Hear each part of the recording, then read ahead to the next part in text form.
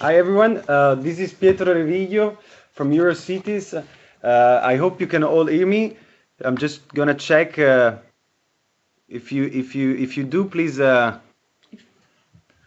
type in the chat.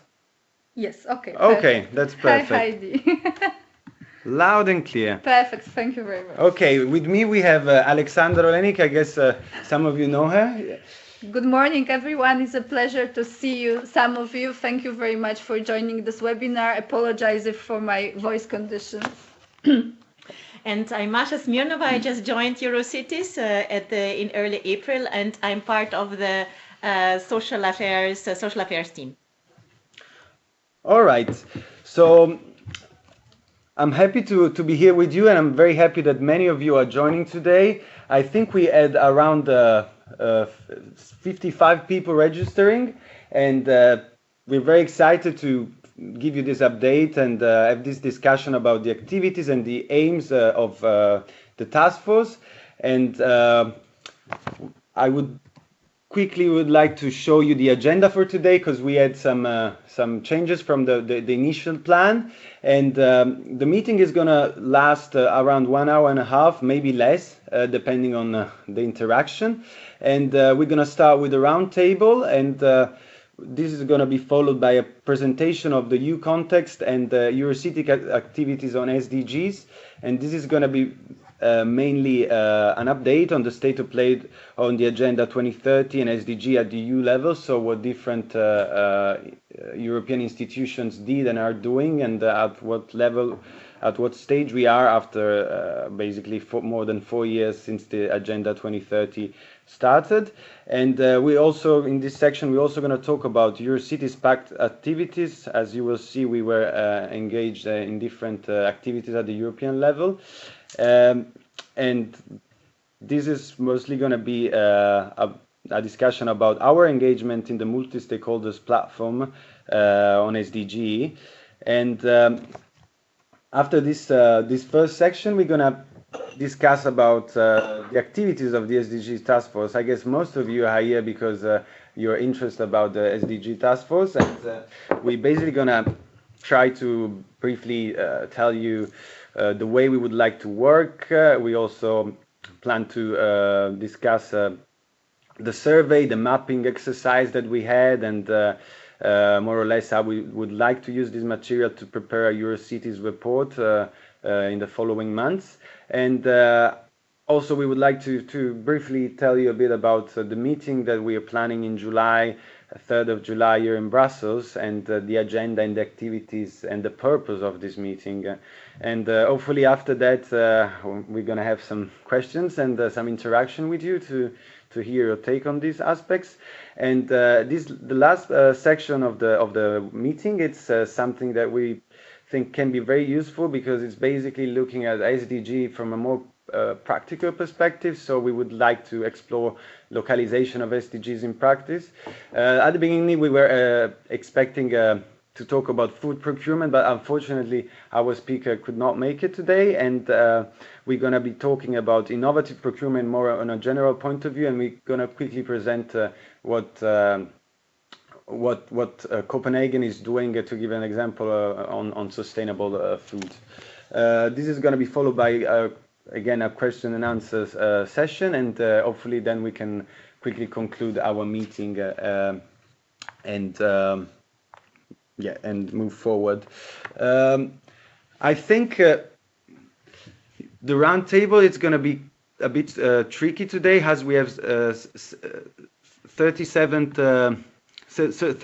participants. So I think if we give the floor to all of you, it's going to take approximately 1 hour. So just to give you an idea of the extent of this conversation, I have here the list of the participants, and I can tell you that it's we have participants from Helsinki, Terrassa, Venice, Amsterdam, Cologne, Strasbourg, Bonn. There is a stronger representation of German cities. We have Bologna, we have Espoo, a lot of Lille Metropole, Strasbourg, also some French cities, Nicosia, Bristol,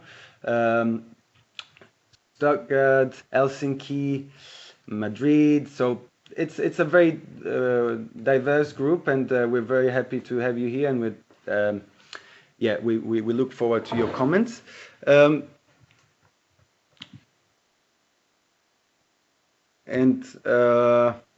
Yes, let me maybe start with the state of play on the Agenda 2030 and SDG at EU level. As I guess most of you are aware, the European Commission has been working widely on this, and with mixed results, as we will see. But maybe before going into depth, talking about what different stakeholders did and what they achieved, I think it would be good to quickly remind ourselves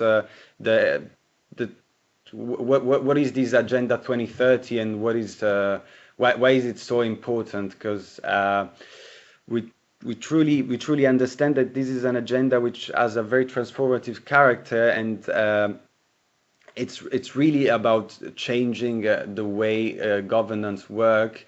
And as compared to the previous agenda about the Millennium Development Goals, this is much more comprehensive. And as you all know, it's not just about the global south, it's also about the north, and it's about more of a framework which is focusing not on simply some indicators, more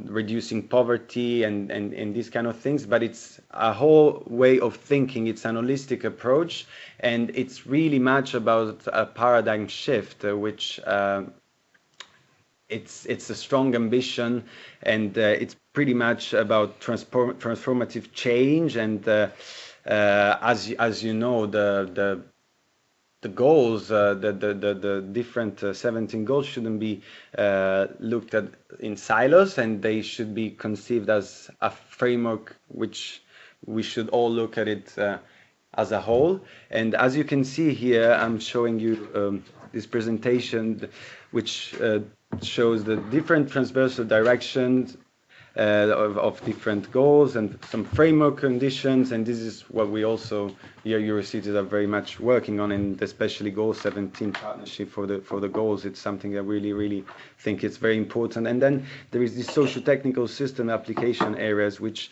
all together as a whole should hopefully lead to this transforming agenda. I think it's also interesting and important as a background to remind ourselves also that sustainable development and this way of thinking is strongly embedded in the European Union, and Article 3 has been quoted different times. It's really including the idea about sustainable development. So this is an integral part about the European project, and many have been discussing whether Europe 2030, this Agenda 2030, should actually succeed Europe 2020. And again, just to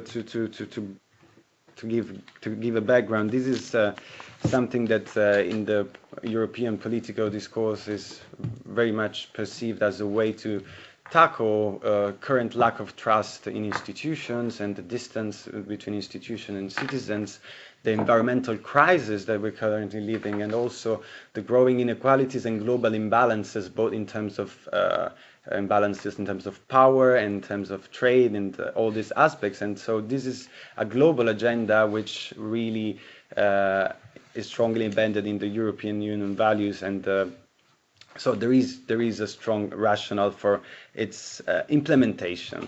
But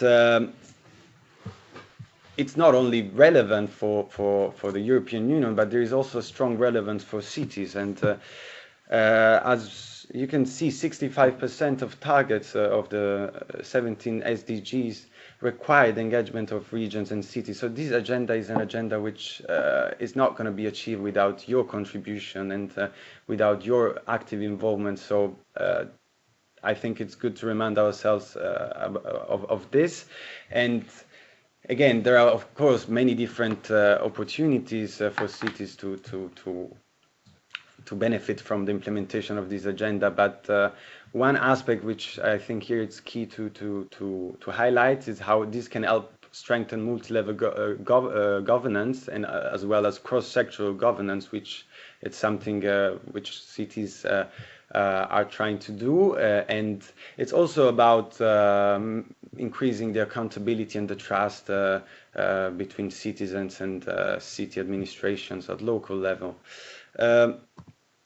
So these slides, it's not the most reader friendly, but I put it here just to give you an overview of what the European institutions did in the past 4 years.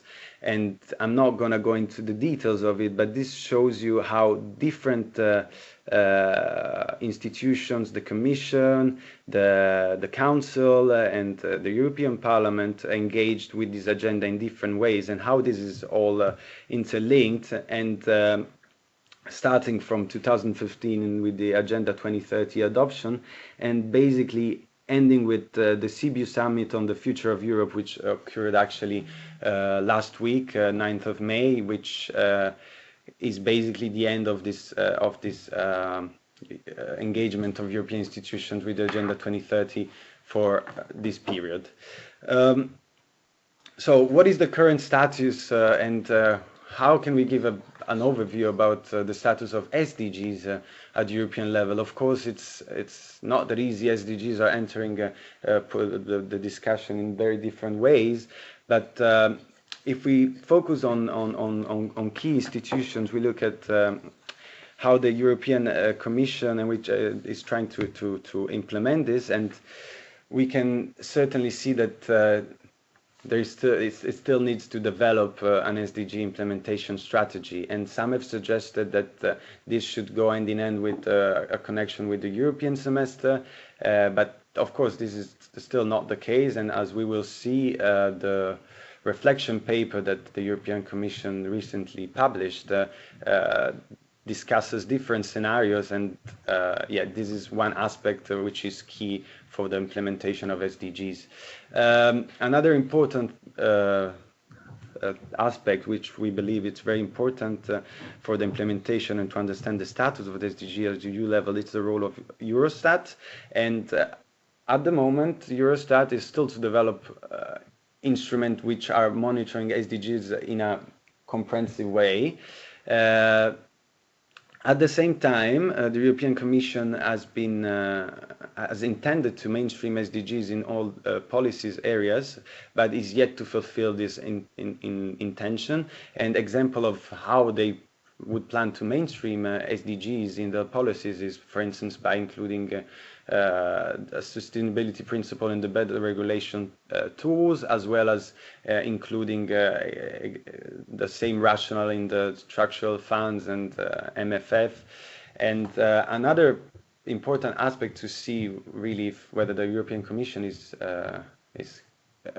actually committed to the SDGs about looking at impact assessment, and the impact assessment of the European Commission is still biased towards the economic dimension, and I think this is a fundamental aspect that we need to keep in mind. The European Council, I think they have been engaged with this agenda, and they had this attempt to foster horizontal coordination. They established in 2017 this working party for Agenda 2030, which basically includes different member states and gives the chance to coordinate different strategies at member state level. And this is a good starting point, as we will see also in 2018 with a declaration, and the Council embraced to some extent this agenda. The European Parliament, on the other hand, as being very, very close to citizens, has a strong ambition on this agenda, and has been trying to push for mainstreaming SDGs with some success. One success is also about including this holistic approach and understanding that in order to implement SDGs, we have to come up with a cross-sectoral mindset. So that's the reason why the European Parliament has put together the environmental committee together with the development committee to come up with an annual joint report on the status of SDGs. The Committee of the Regions has been also very much working on SDGs, supporting localization and territorialization, but it seems like that initiative are still not a bit redundant in the sense that they haven't so far they haven't managed to create a community. There are different initiatives that so there is not a strong kind of knowledge hub which can help this localization. And last but not least, I think it's to understand the status of play is also. We also have to mention the European Commission multi-stakeholder platform, of which Eurocities was part of, and which came up with a joint statement last October for an ambitious EU approach towards SDGs. And as we will discuss this further, but we're truly positive about this development. But of course, the implementation of SDGs is not just at the European-wide level. We also have to look at how different European member states are doing it. I'm not going to spend too much time on this, but this is just to say that the majority of European countries are currently updating the National Development Plan or Sustainable Development Strategy, including SDGs, and the reality is that this is operational in 50% of the case, and it's fine to have it, but then it's also to look at the quality of this, including these goals. So it's not that clear cut. Another important aspect is about the coordination mechanisms between ministry, and about 50% of the countries have established coordination mechanisms, sometimes under the Prime Minister Office authority, but there is still weak policy coherence and vertical coordination, which can be problematic. Stakeholders' participation, many member states have been trying to, they put a sincere effort towards inclusiveness, and the results are mixed. Some countries, of course, manage better, and others are yet to establish a more comprehensive and coherent strategy for involving all stakeholders. Progress reports and indicators on SDGs, most member states have regular ones. Then again, it's not just about having it, but also about looking how well they use and how well they inform policies. And this leads to the sustainability impact assessment and budget checks, where there is still little improvement and there is still a lot to be done in order to really mainstream SDGs.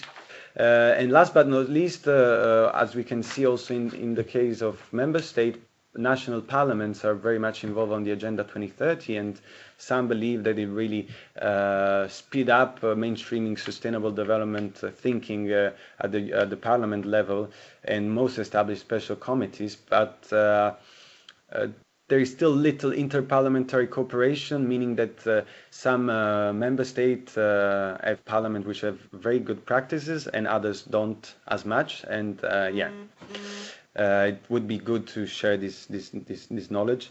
An overview also about the status of SDG as regional and local level.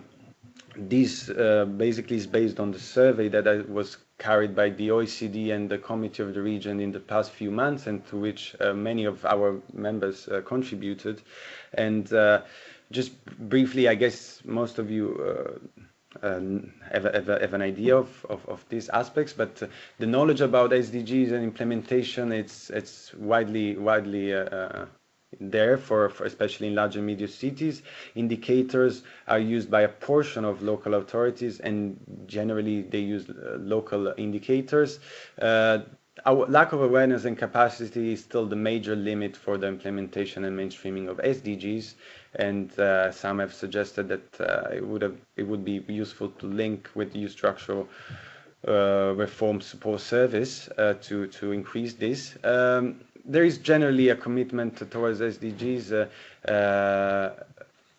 but as many cities understand the transformative potential, they still don't manage so well to prioritize this agenda over other agendas. The cities seem to be supporting a EU overarching long-term strategy and to mainstream SDGs. And an important aspect is about the cooperation with national government, which is not so much there. And partnership with local stakeholders is there, but it's still fragmented. So this is basically an overview of how different stakeholders at European level have engaged with SDGs. And the main, I guess, document that many in Brussels had been waiting for is the reflection paper on sustainable development. And this was part of the future of Europe debate, and which went from the white paper in 2017 to the European Parliament elections as of now with the Sibiu summit. And it's been drafted under responsibility of first Vice President Timmermans and Vice Presidents with contribution of other vice presidents and commissioners. So the attempt was to really have like a cross sectoral discussion, and the report should really be the inspiration for political priorities post 2019. That's the reason why there were a lot of expectation about this, and also because it took quite a long process to come up with this. I'm not going to go too much in depth about the content of this, but the reflection paper was structured in a way where it discussed the central challenges and opportunities and policy levers. So the challenges and opportunities, you had some subsection where they discuss how Europe should move from a linear to circular economy, how it should embrace sustainability in the food production system from farm to fork, and also very much about future-proof energy, buildings and mobility. And again, the last section was about a social fair transition and social investments. And so basically in this paper, they looked at all these aspects in a rather descriptive rather than prescriptive way. And they discussed different key enablers that could really put Europe on the path to sustainable development. These enablers are the usual suspects: education, training, science, technology, research. So this was very much then connected with, for instance, the developments in the research and innovation activities of Europe with Horizon Europe, the forthcoming program. And also enablers are different ways of conceiving finance. They discuss green bonds, they discuss more sustainable taxation systems and better competition, which can actually foster sustainable development. Corporate social responsibilities, one big chunk. Also open and rules-based trade, it's very important in the discussion, governance and policy coherence, and finally the EU as a global trailblazer. This reflection paper is pretty much trying to basically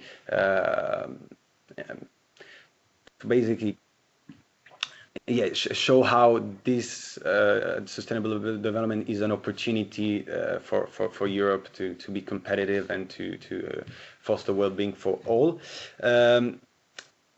Another important section, and then which is basically the last section, is the one where the European Commission outlines 3 possible scenarios with 3 possible opportunities, and these scenarios are pretty much different. One is the one which was actually endorsed by the multi-stakeholder platform, and which is an overarching EU SDG strategy, and which is basically not only mainstreaming SDGs in different programs, but it's particularly about changing also the way the European Commission is structured, so internal governance, and also fostering more coordination between member states to achieve their Agenda 2030, and generally putting sustainability as a key factor and transforming governance. So this is the most ambitious scenario. The second scenario is continuing mainstreaming SDGs in all relevant EU policies. So, for instance, within the programs of the European Union and the multi financial framework, and this is less ambitious in the sense that it would be basically business as usual as it has been done in the past few years, without really changing and embarking in a different at a different speed towards implementation of SDGs. And last but not least, this is the scenario number 3, which it's putting a focus on external action, and which might be very problematic because, as we were saying, SDGs, the Agenda 2030, is a global agenda, and it's very important to have an holistic approach. Just focusing on external action is very insufficient. These are more or less the next step the European Commission outlined in the reflection paper, and as you can see, this summer it's a very important, as a lot of things are going to happen in terms of the strategic agenda, setting the strategic agenda for 2019-2024, setting the priorities for the next Commission, and different UN high-level political forums. Different reactions. I'm not gonna spend that much time on this, on this. As I was saying, the European Parliament is publishing this annual report, and basically they endorse scenario 1. This is the most important thing to say here, and they're basically pushing or asking the Commission to really have a clear timeline on and clear policies for the mainstreaming and implementation of SDGs at European level. And also some parliamentary groups had reacted to this, and the Independent Commission published a report on sustainable equality, which created some debate at the European level on SDGs. The European Council also on SDGs, as I was saying, they established this working party, and this was done in 2017 when they declared their commitment to the agenda. And in 2018, they had another meeting where they basically gave a mandate and asked the Commission to really establish an implementation strategy for SDGs.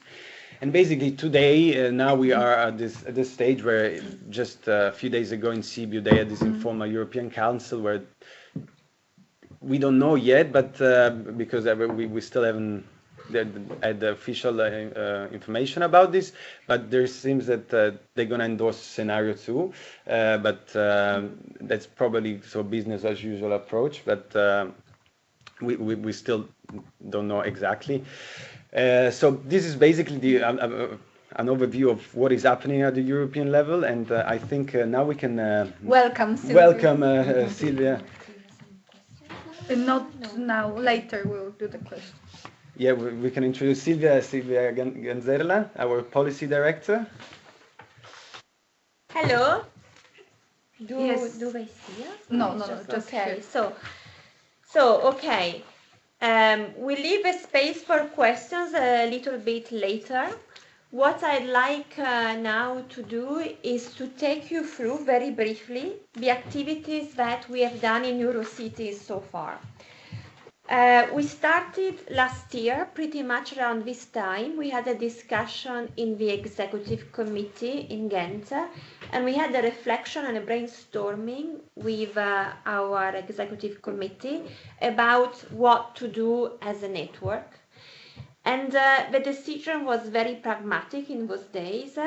We decided to be part of the debate with our key stakeholders, such as the Committee of the Region and CMR, and to make sure that the local dimension of SDG was there, was strong, and the role of cities was recognized. I should add that we were part of a high-level, multi-level stakeholders platform that advised the European Commission in preparing their orientation paper on SDG. And even there, we took a very pragmatic decision not to spread our limited resources into many topics, but to be part of a subgroup called Localizing SDG, and make sure that in the report of stakeholders there was a strong dimension, which in the end we were quite happy with the final orientation paper from the Commission, because cities are there quite a lot. At the moment, the multi-level stakeholder is in a bit of a standstill. We've heard there might be a couple of meetings before the end of the year, but we still don't know much.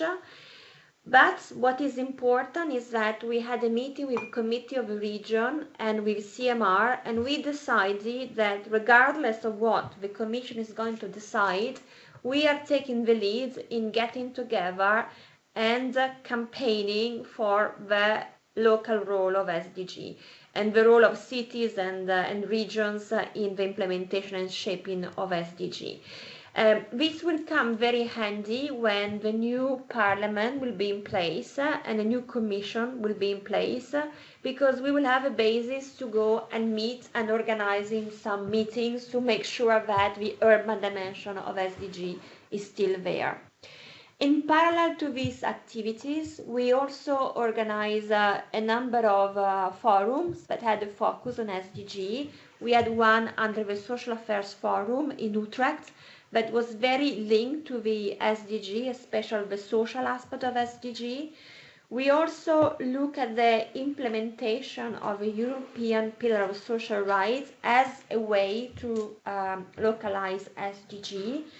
We also had some reflection in economic development on how our economic strategy at local level should be very linked to the sustainability inspiration of SDG. And even at Environmental Forum, there's been some discussions on SDG.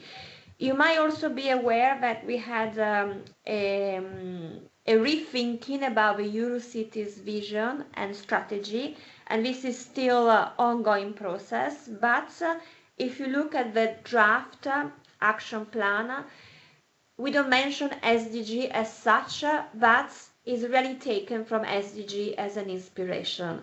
And we will see by the end of the year, when we will adopt the Eurocities strategy, if there's a specific space for reporting on the work we are doing on SDG. And I personally believe that there's a space, and it's a bit of a horizontal dimension, as clearly at local level we don't want just to focus on one side or one specific goal, but we really want to take a sort of overarching strategy and report in a sort of horizontal way.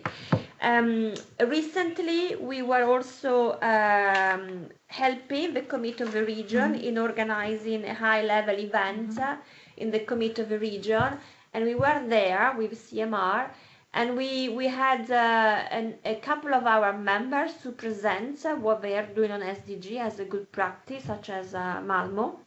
And we also had our colleague Masha, I will speak later, that presents the work of Eurocities on SDG so far in a political panel. We were not able to find the mayors that could come. I believe it's because it was so close to our mayor summit and to our forums that an extra travel for a mayor to Brussels was maybe a bit too much, but we were able to tick the box and to be present and to be visible. What are going to be the next steps? I think I'm just gonna maybe, is it after, right? First, yeah, okay. So I'm gonna leave the floor to my colleague Masha, who's gonna give you a bit of more details about the work of a multi-level stakeholder platform on SDG. Okay, welcome everyone. So I'm Masha. As Pietro mentioned, there was a process of preparing this input before the reflection paper of the Commission came out, also in order for first Vice President Timmermans and Vice President Katainen to take some of the recommendations on board. And one of the overarching recommendations was for guiding 2030 strategy as a next priority, overarching priority of the Commission. This is something which was endorsed by everyone, and I could also highly recommend you to read the letter that precedes the multi-stakeholder input that pleads for an overarching sustainable development strategy and for continuation of a sustainability dialogue with all stakeholders.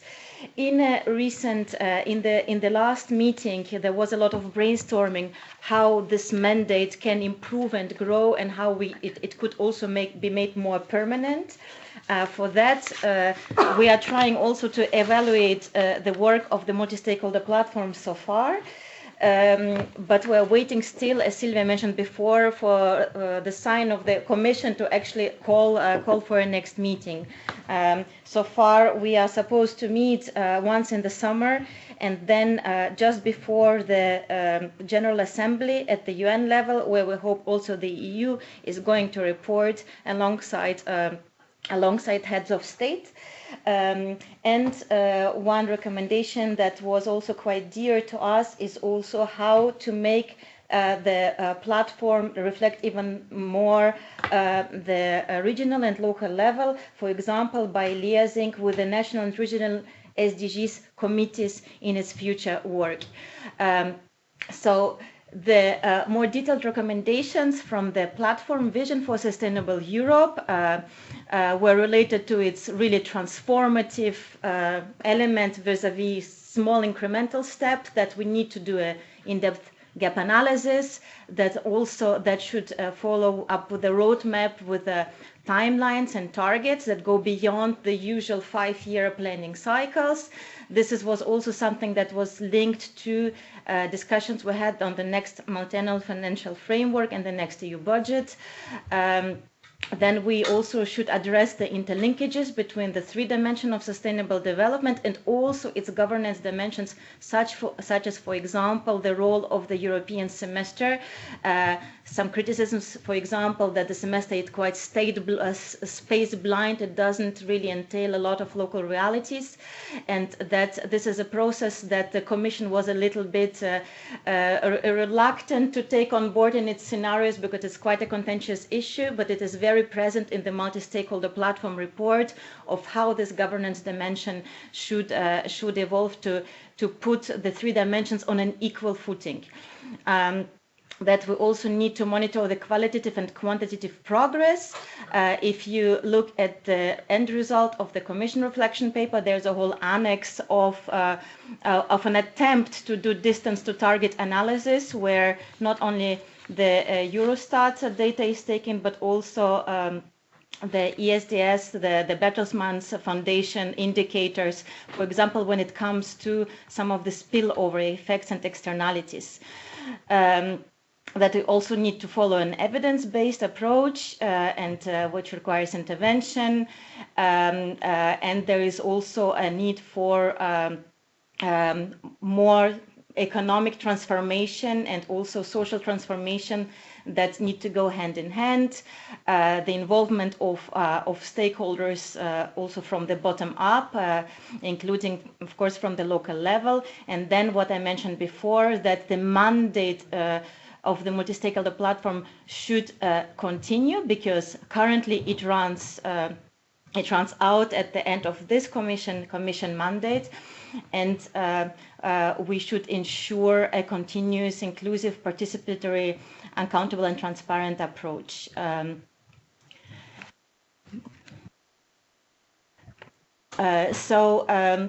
We came up with 4, I mentioned very briefly, like four chapters.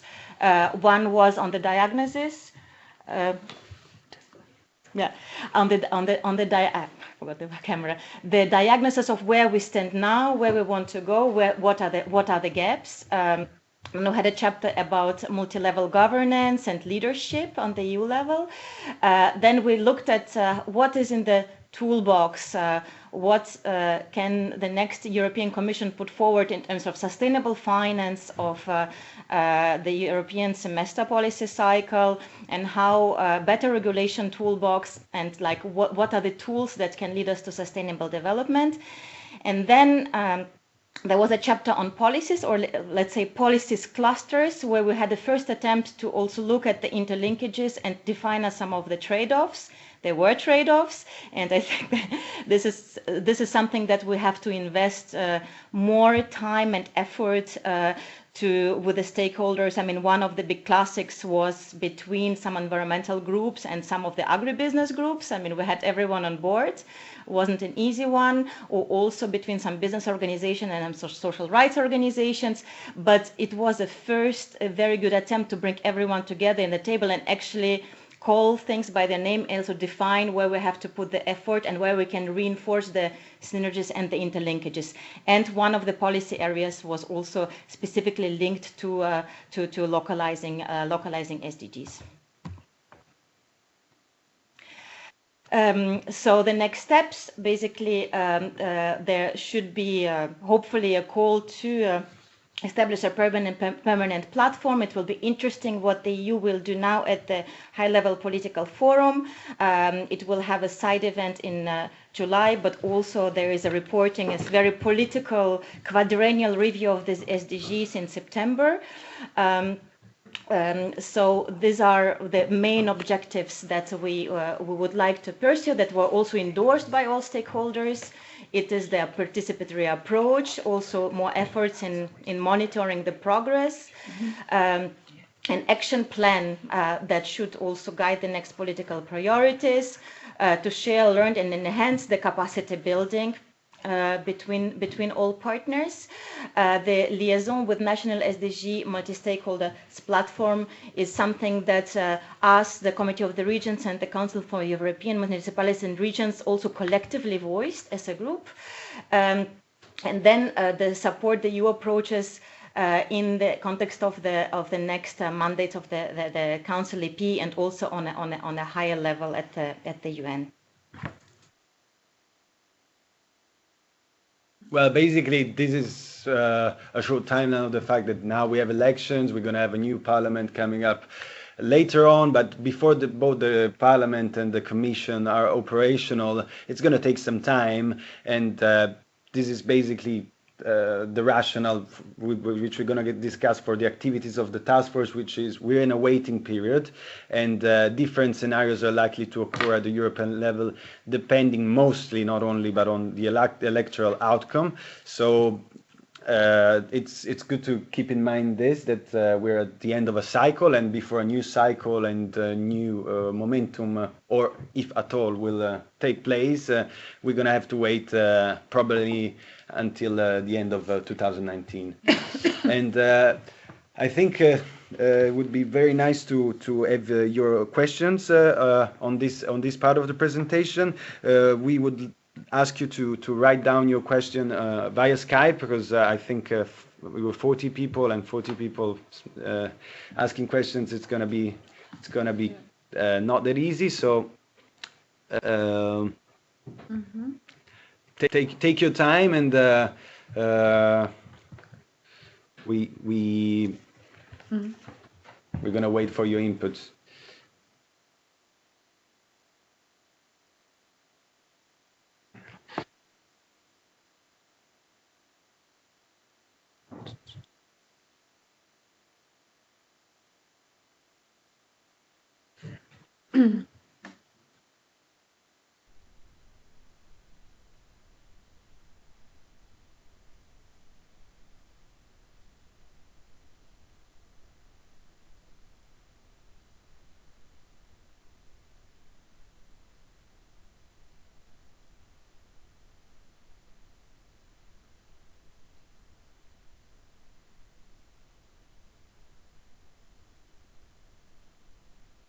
So thank you. We have the first question from Utrecht. Would it still be possible to mention the SDGs in the Eurocities draft plan, and not only take them as an inspiration? So I think that this is a question for me. As I said, the Eurocity vision, if you look at that, is very SDG driven. The reason why it wasn't mentioned so explicitly is because at the ExCom level, they were not so keen on mentioning SDG, but when you see what it's about, it's very SDG. Then we have the strategy with a strategic objective. and SDG are not there in a very explicit way, and I think that is maybe a bit late to reopen this discussion because there's been a lot of consultations, but of course the final approval is still pending to the discussions that you're going to have in Tallinn during the cooperation platform. However, there are a number of horizontal strategic objectives where we were thinking of having SDG as part of the action plan to implement the strategic objectives. So I don't know if it's really necessary to have SDG mentioned in the strategic objective, because when you look at the strategic objective, they're all SDG driven. But what will be important is that in preparing the actions to implement the strategic objective, we can refer to SDG. This is something that we should be doing. Second question. All right, if I may take the second question. So this is gonna come, thanks for asking this. This is gonna come up later, because basically we're gonna talk about the activities of the task force, and one of the activities of the task force is exactly to put together the best practices and the good practices that are happening at the local level. And so I would ask you to wait. I will talk about this later in the second section of the webinar. The third I will take regarding the cooperation with the Covenant of Mayors. As you know, we are closely cooperating with Covenant of Mayors. We are trying also, this is the very beginning of the activities of the task force. It's also for us to know what type of links you would like to do with other forums, with other working groups. So I promise I'm taking this and I'm giving this question to my colleagues working on the Covenant of Mayors, but there is still a high potential of the cooperation. All right, so I see many of you are willing to contribute and to share the best practices. So thank you, Isabel, for asking how can you share what you're doing at the local level. And also, Joanne, thank you very much for that. We as many of you contributed to our mapping exercise, you can see that you could already tell us about your best practices and what was happening in your context. So right now we're in the process of analyzing what you said, and we already analyzed it roughly. In the following months, we're gonna actually try to make this analysis more concrete, and we're gonna try to put this material in a comprehensive way. So we will be welcoming your inputs. If you have best practices that you want to share with us and with the others, feel free to send it to us. We will certainly take them into account while we prepare this report. So thanks for your interest, and if there is no other question, I'm going to move to the activities of the SDGs, but I see that there is still one question. Okay, yes. Hello Espo. Okay. What do you think? What do you think is the role of the Council chair country and member countries in driving forward the SDG process on EU level? Finland is taking over the Council presidency in July, and we're trying to figure out what is the role of the Council in the process, especially when we're waiting for the other European institutions to get operational after elections. I don't know if I think it's a very important question, and I don't know if someone... I can answer maybe part of the question based on previous experience. I had the honor to present once at the Council Working Group on Agenda 2030, and member states are very, very interested in kind of pushing the agenda forward, but it seems that there is a little bit of a silo approach that is focused more on foreign affairs and development. So it's a little bit of an imbalance, and there is maybe a lack of this cross-cutting approach to approach on SDGs, also where we focus a little bit more on the arrows rather than just on the boxes of singular SDGs. A very good example: Spain has taken the leadership in in this working group by trying to put the high, because there is a high level commissioner for sustainable development right after Prime Minister Pedro Sanchez, who is also doing a lot of this overarching work. And the idea was to really create the creation of willing member states who want to push the agenda forward, come out with the recommendations, also in terms of more ambitious council conclusions, in order also to get the others on board and inspire others. So I think that if we go into this direction of like having this alliance of the willing and how we can inspire others by explaining that it's actually not just a nice to have, but also a necessity to have a sustainable development, that could be an ambitious approach. But I let my colleagues comment on it. I would add that, of course, if the Finnish government wants to give priority to SDG and want to push for a more, strong SDG element in the European policy making, of course, they have a key role in during the presidency. But I mean, as far as I know, I haven't heard that the government of Finland is going to do this. So if you have different information, please let us know, because it would really help us also to support this this approach as Eurocities, but also as cities. And I would expect that the agenda of the Finnish government is almost ready. We have the calendar of the presidency. We know more or less the blocks which they will discuss, but we are in contact with the parliament representation. So just to each of the presidencies has more or less 3 to 5 main priorities. We are not having the information that the SDGs will be one of the priority of the Finnish government, but it's very good that also Finnish cities are active and raise the voice in this issue. As soon as we will know a bit more on the priorities of the presidency, we will for sure share with you on which main topics presidency will work, which is not also excluding the others, but there are 3 to 5 main priorities.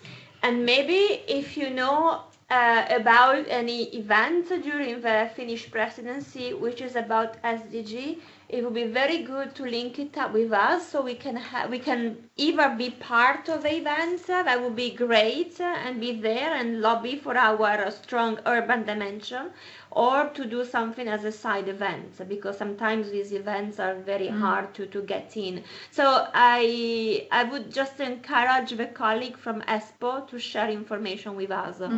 And maybe also one way in is the priority on the economy of well-being that the Finnish presidency has. There will be a high-level event, I think 18th, 19th of September in Helsinki. And as far as I know, the Ministry of Social Affairs has elaborated a concept note on that, and it links very much to well-being across all dimensions, and this is also a very nice way to kind of like popularize also the sustainable development agenda. I'm always a bad cop, so I'm taking the last question, and then we'll move to the other part of the presentation. Pietro? Yes, I fully agree. So the question is about the multi-stakeholder platform, and they're asking whether it's integrated by cities directly or represented by Eurocities or other organizations coming from the member state or membership organization. I don't know what it is. Members of EXCOM, maybe member states. Okay. So far, member states.